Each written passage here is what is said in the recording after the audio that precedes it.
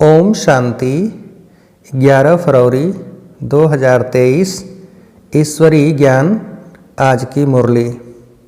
मीठे बच्चे, सदा अपने को राज ऋषि समझकर चलो तो तुम्हारे सब दिन सुख से बीतेंगे, माया के घुटके से बचे रहेंगे। प्रश्न: कौन सा चांस तुम्हें अभी है फिर नहीं मिलेगा? उत्तर: अभी थोड़ा समय है जिसमें पुरुषार्थ कर पढ़ाई से ऊंच पद पा सकते हो, फिर यह चांस नहीं मिलेगा। यह जीवन बड़ा दुर्लभ है, इसलिए कभी यह ख्याल नहीं आना चाहिए कि जल्दी मरे तो छूटे। यह ख्याल उन्हें आता जिन्हें माया तंग करती है या कर्म भोग है। तुम्हें तो बाप की याद से मायाजीत बनना है। गीत धीरज धर मनुआ। ओम शांति। बच्चों ने गीत सुना, किसने कहा और किसने सुना? बेहद के बाप ने कहा और सभी सेंटर्स के बच्चों ने सुना। देखो, बाप का बुद्धि योग सभी बच्चों की तरफ जाता है। सभी सेंटर्स के जो भी ब्राह्मण कुलभूषण व सुदर्शन चक्रधारी अथवा राजऋषि बच्चे हैं, उन बच्चों को यह भी स्मृति में रहना चाहिए कि हम राजऋषि हैं, राजाई के लिए पुरुषार्थ कर रहे हैं। जिस राज्य में देखो तो सदैव सुख के दिन व्यतीत होते हैं। कलयुग में तो सुख के दिन बीतते ही नहीं। तुम जो राजऋषि हो, तुम्हारे भी सुख के दिन यहाँ बीतने चाहिए।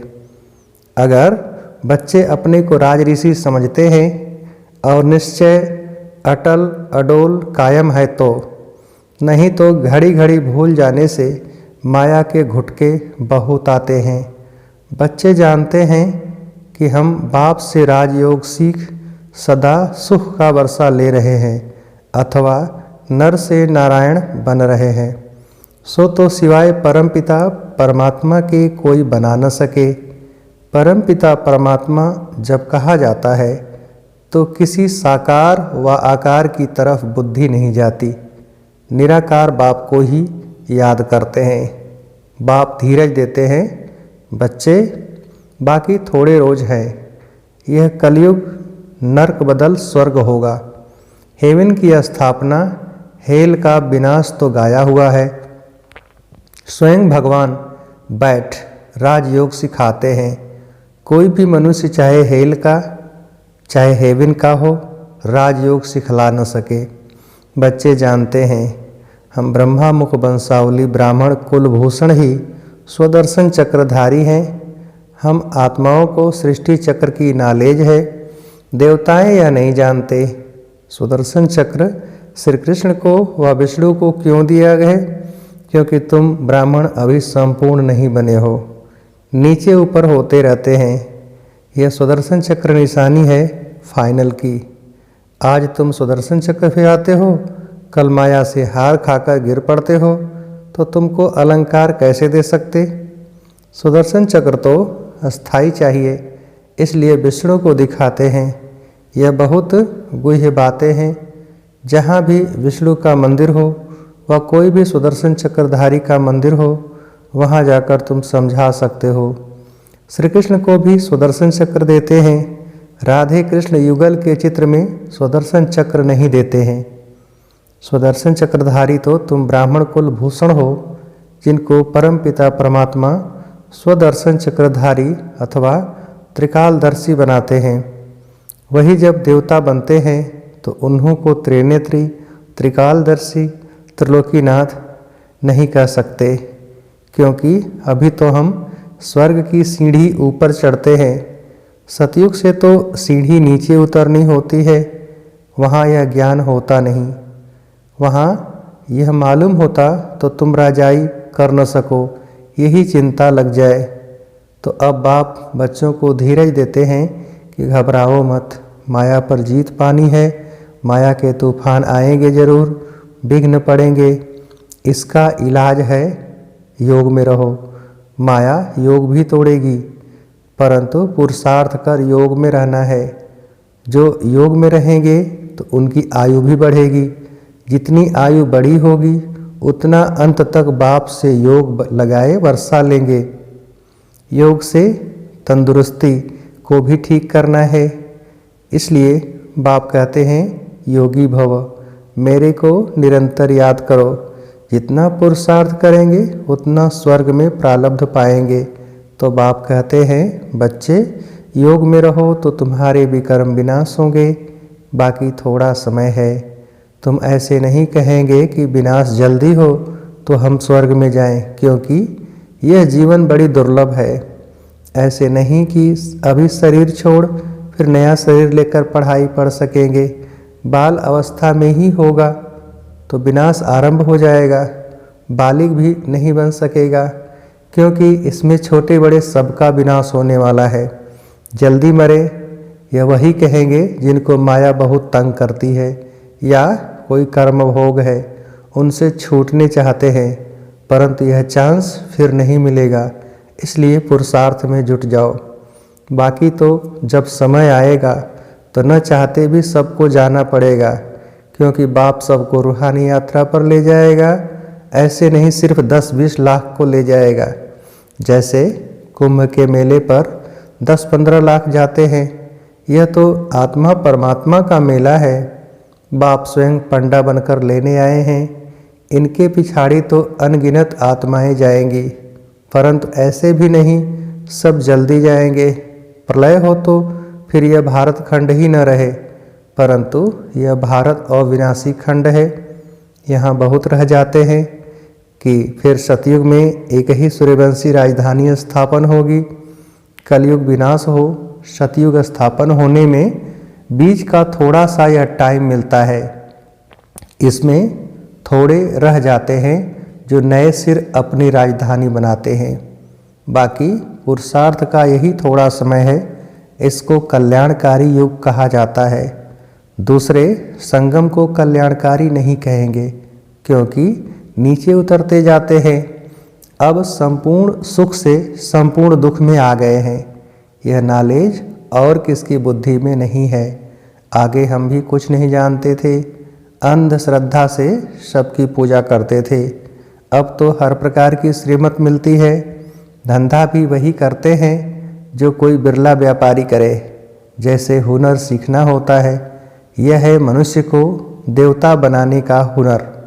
इस पर ध्यान देना है। बाप रोज अमृत बेले आकर पढ़ाते हैं, तो उस समय बाप के सामने सब सेंटर्स के बच्चे हैं। बाप कहते हैं मैं तुम सभी बच्चों को याद करता हूँ। इसमें माया मुझे कोई विघ्न नहीं डालती। तुम बच्चे मुझे घड़ी घड़ी भूल जाते हो, माया तुमको विघ्न डालती है। कोई कोई लिखते हैं बाबा हम बच्चों को न भुलाना, परंतु मैं तो कभी नहीं भूलता। मुझे तो सबको वापस ले जाना है। मैं रोज़ याद प्यार देता हूँ, बच्चों को खजाना भेज देता हूँ, सबको ललकार करता हूँ कि बाप के श्रीमत पर बेहद का वर्षा लेने का पुरुषार्थ करो।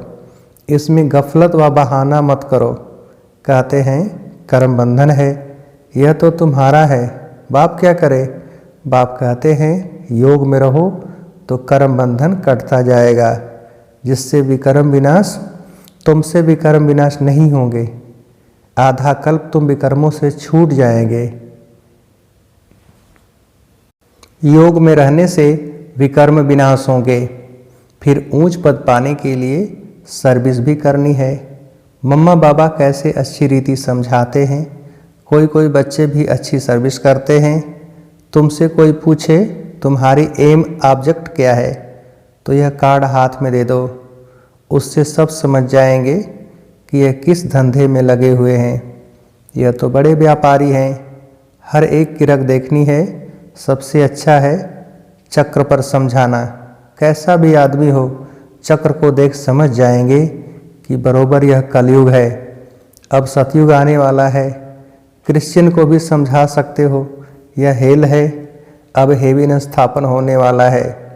वह तो जरूर हेवनली गॉड फादर ही करेगा, परंतु मनुष्यों की बुद्धि ऐसी ही हो गई है जो अपने को नरकवासी भी नहीं समझते हैं, कहते भी हैं फलाना स्वर्गवासी हुआ तो समझना चाहिए ज़रूर हम नरक में हैं। अभी कलयुग है, पुनर्जन्म भी ज़रूर कलयुग में ही लेंगे, स्वर्ग है कहाँ। बाबा तो कहते हैं शमशान में जाकर समझाओ, परंतु बच्चे झट थक जाते हैं। समझाना चाहिए अभी तो कलयुग है, अगर स्वर्ग में पुनर्जन्म लेने चाहते हो तो आकर समझो। हम भी पुरुषार्थ कर रहे हैं, जो फिर नरक रहेगा ही नहीं, स्वर्ग में चलना है, वहाँ विष नहीं मिलेगा, उसको यहाँ ही छोड़ना पड़ेगा। कैसे? ये बाबा युक्तियाँ बताते हैं। नेपाल में विजय अष्टमी के दिन छोटे बड़े सब शिकार करते हैं। तुमको भी सबको समझाना है, घर घर में शिव का और लक्ष्मी नारायण का चित्र जरूर रखना है। नौकरों को, मिस्त्रियों को भी समझाना है कि मौत सामने खड़ा है, बाप को याद करो तो वर्षा मिल जाएगा। बाप सभी की मनोकामना स्वर्ग के लिए पूरी करते हैं। योग लगाने से बाप साक्षात्कार भी करा सकते हैं। बाप है ही कल्याणकारी, तो बच्चों को भी ऐसा कल्याणकारी बनना है। गरीब ही अपना कल्याण करते हैं, साहूकार मुश्किल ही करते हैं। सन्यासी भी जो नामी ग्रामी हैं वह अंत में आएंगे। अब बहुत करके गरीब साधारण ही ज्ञान लेते हैं। बाप भी साधारण तन में आता है, गरीब में नहीं। अगर यह भी गरीब होता तो कुछ कर नहीं सकता। गरीब इतनों की संभाल कैसे करते, तो युक्ति देखो कैसे रखी है। साधारण ही जो बलि भी चढ़े और इतने सबकी परवरिश भी होती रहे, इनके साथ साथ और भी बहुत बलि चढ़कर वापिस वारिस बन गए। अच्छा, मीठे मीठे सिक्के थे बच्चों प्रति माता पिता बाप दादा का याद प्यार और गुड मॉर्निंग। रूहानी बाप की रूहानी बच्चों को नमस्ते। हम रूहानी बच्चों की रूहानी बाप को नमस्ते। धारणा के लिए मुख्य सार, पहली पॉइंट, बाप ने जो मनुष्य को देवता बनाने का हुनर सिखाया है उसमें भी लगना है। श्रीमत पर चलने से, श्रीमत पर चलने में गफलत व बहाना नहीं करना है। कर्म बंधनों से छूटने के लिए याद में रहना है। वरदान, श्रेष्ठ कर्मधारी बन ऊंची तकदीर बनाने वाले पद्मा पदम भाग्यशाली भव। विस्तार, जिसके जितने श्रेष्ठ कर्म हैं उसकी तकदीर की लकीर उतनी लंबी और स्पष्ट है।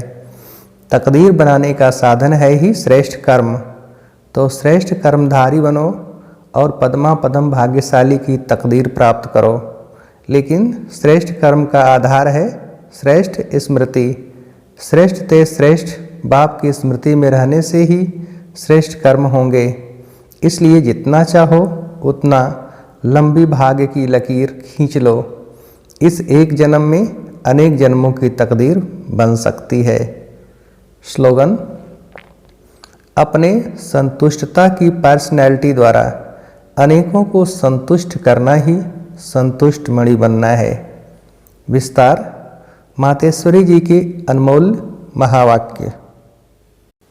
मातेश्वरी जी के अनमोल महावाक्य। पहला, यह जो मनुष्य गीत गाते हैं, ओ गीता के भगवान अपना वचन निभाने आ जाओ। अब जो स्वयं गीता का भगवान अपना कल्प पहले वाला वचन पालन करने के लिए आया है और कहते हैं, हे बच्चे, जब भारत पर अति धर्म ग्लानि होती है तब मैं इसी समय अपना अंजाम पालन करने यानी कि वायदा निभाने के लिए अवश्य आता हूँ। जब मेरे आने का यह मतलब नहीं कि मैं कोई युगे में आता हूँ। अभी युगों में तो कोई धर्म ग्लानि नहीं होती है, सभी युगों में धर्म ग्लानि होती ही है कलयुग में। तो मानो परमात्मा कलयुग के समय आता है और कलयुग फिर कल्प कल्प आता है, तो मानो मैं कल्प कल्प आता हूँ। कल्प में फिर 4 युग हैं, इसको ही कल्प कहते हैं। आधा कल्प सतयुग त्रेता में सतोगुण सतो प्रधान है, वहाँ परमात्मा के आने की कोई ज़रूरत नहीं। और फिर तीसरा, द्वापर युग से तो फिर दूसरे धर्मों की शुरुआत है। उस समय भी अति धर्म ग्लानि नहीं है। इससे सिद्ध है कि परमात्मा तीनों युगों में तो आता ही नहीं है। बाकी रहा कलयुग, उसके अंत में अति धर्म ग्लानि होती है। उसी समय परमात्मा आए, अधर्म विनाश कर सत्धर्म की स्थापना करता है। अगर द्वापर में आया हुआ होता तो फिर द्वापर के बाद तो अब सतयुग होना चाहिए, फिर कलयुग क्यों? ऐसे तो नहीं कहेंगे परमात्मा ने घोर कलयुग की स्थापना की। अब यह तो बात नहीं हो सकती। इसलिए परमात्मा कहते हैं, मैं एक हूँ और एक ही बार आकर अधर्म का, कलयुग का विनाश कर सतयुग की स्थापना करता हूँ। तो मेरे आने का समय संगम युग है। दूसरा, मनुष्य आत्माओं की किस्मत बनाने वाला और किस्मत बिगाड़ने वाला कौन है? हम ऐसे नहीं कहेंगे कि किस्मत बनाने वाला, बिगाड़ने वाला ही परमात्मा वही है। बाकी यह जरूर है कि किस्मत को बनाने वाला परमात्मा है और किस्मत को बिगाड़ने वाला खुद मनुष्य है। अब यह किस्मत बने कैसे और फिर गिरे कैसे, इस पर समझाया जाता है। मनुष्य जब अपने को जानते हैं और पवित्र बनते हैं तो फिर से वो बिगड़ी हुई तकदीर को बना लेते हैं। अब जब हम बिगड़ी हुई तकदीर कहते हैं तो इससे साबित है कोई समय अपनी तकदीर बनी हुई थी जो फिर बिगड़ गई है। अब वही फिर बिगड़ी तकदीर को परमात्मा खुद आकर बनाते हैं। अब कोई कहे परमात्मा खुद तो निराकार है तो तकदीर को कैसे बनाएगा, इस पर समझाया जाता है। निराकार परमात्मा कैसे अपने साकार ब्रह्मातन द्वारा अविनाशी नॉलेज द्वारा हमारी बिगड़ी हुई तकदीर को बनाते हैं। अब यह नॉलेज देना परमात्मा का काम है। बाकी मनुष्य आत्माएं एक दो की तकदीर को नहीं जगा सकती हैं।